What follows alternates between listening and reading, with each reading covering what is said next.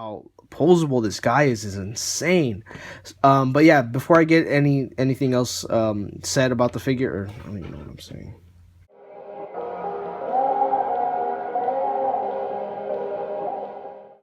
Hey you guys, what's up? Dan Elias back again, doing another video on the Marvel Legends series 12-inch Spider-Man. And to start off, guys, I am super ecstatic to show you guys this figure, man.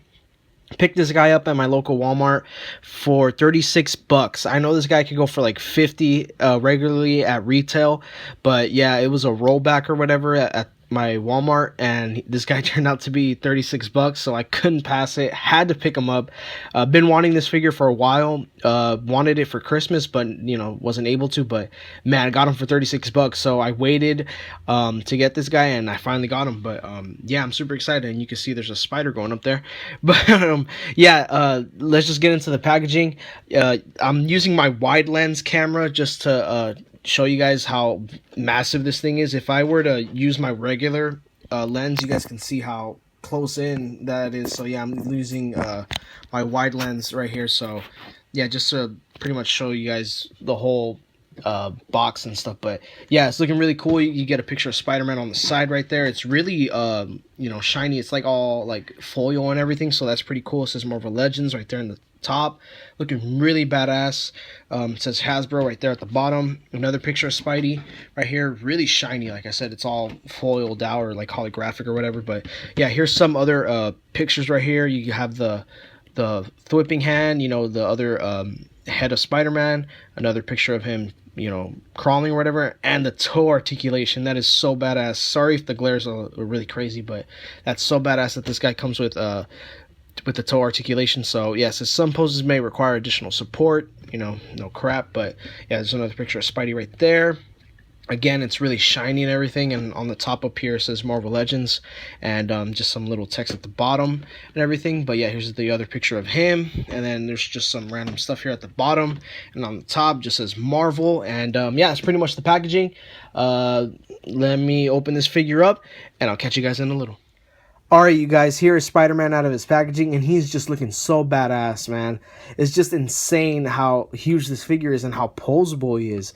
I feel such like a little kid right now. I'm so at a loss for words, and I just feel like the biggest nerd right now having this figure in my possession right now. It's just so insane. And yeah, I'm going to just go over the accessories right now, and then we'll take a closer look at this figure. This figure comes with 3 pairs of interchangeable hands. So here are the wall crawling hands, which are really good. They're really well painted. It's really not that hard to mess up painting a figure when it's like so large in scale. So those are nice. Here are the pair of fisted hands, which are, again, these are really good, really nice how they're painted. Here are the thwipping hands, or the web shooting hands. Again, these are a must for Spider-Man. So yeah, really enjoy how they added the hands.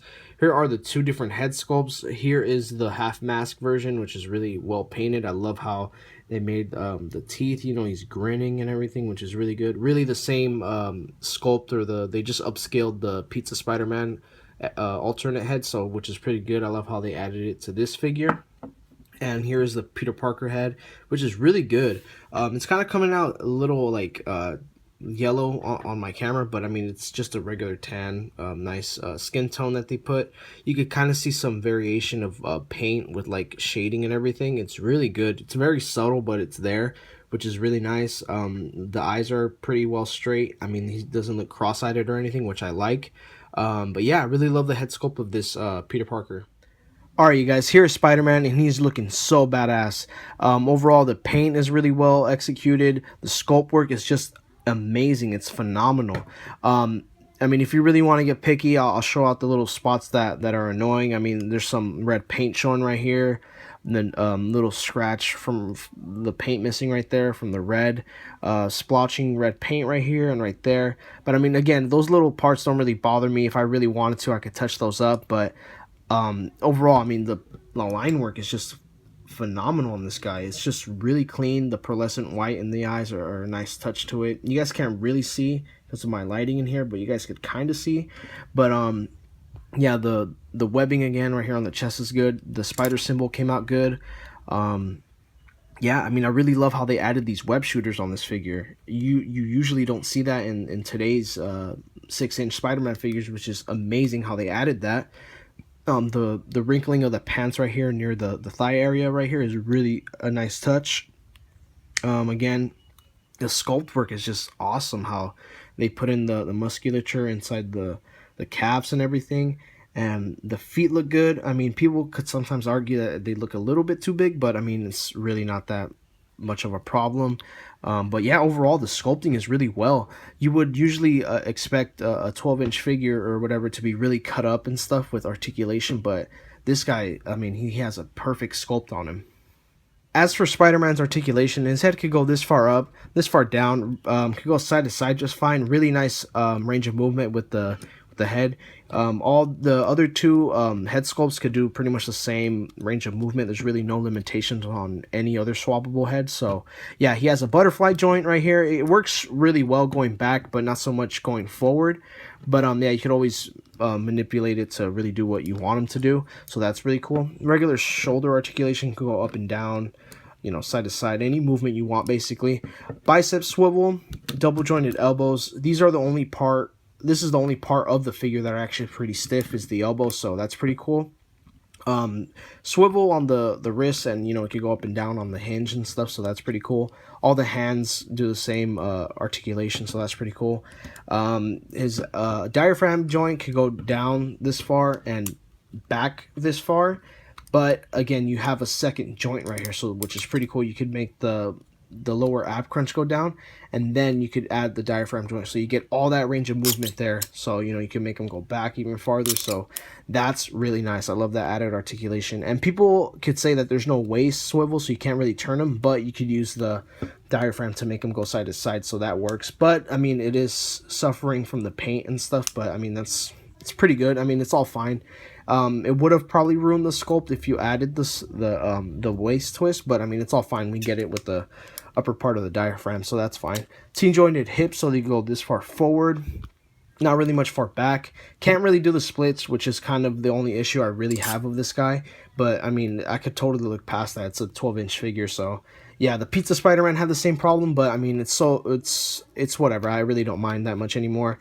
But yeah, he has an upper thigh rotation, double jointed knees, so basically the double jointed parts are the only stiff part of this figure. So yeah, that's pretty much it with the stiffness on this guy.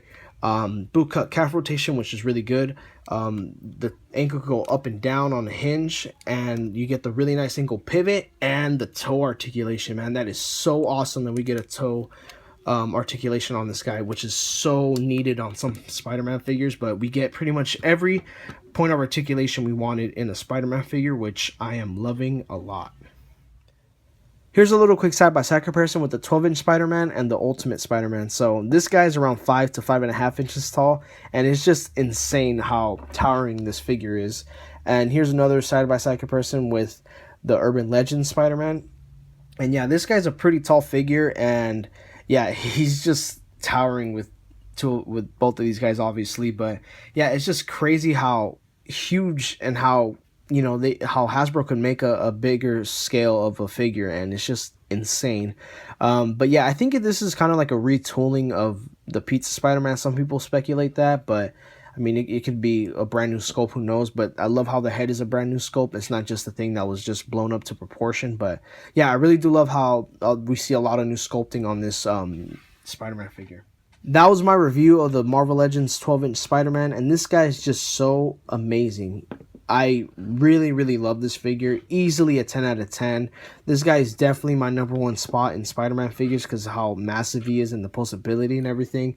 The amount of accessories you get, the extra pair of hands, the 2 extra swappable heads. It's just amazing. I really love how Hasbro's been killing it with these figures. Really the bang for your buck if you could get this guy for pretty cheap, like how I did. I paid only $36 for this guy. Originally, he goes for $50 at retail, and he could go really expensive on eBay, I guess. But yeah, I really love how I only paid $36 for this guy. So yeah, the only real problems I have with him is just I wish the hips had more range of movement. But other than that, he's a perfect figure. I give him a 10 out of 10.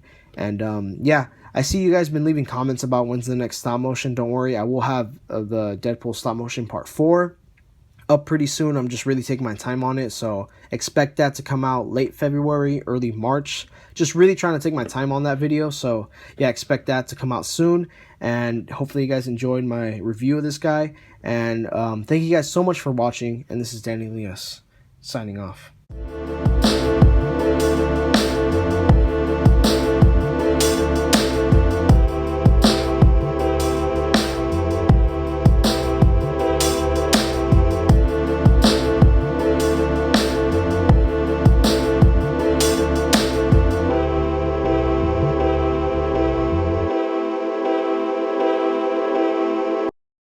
Me to explain, there's not enough time to show you all the thoughts that I got locked in my mind. Listen, my heart is as solid as Optimus Prime, and my voice is almost as painful as Pox in his prime.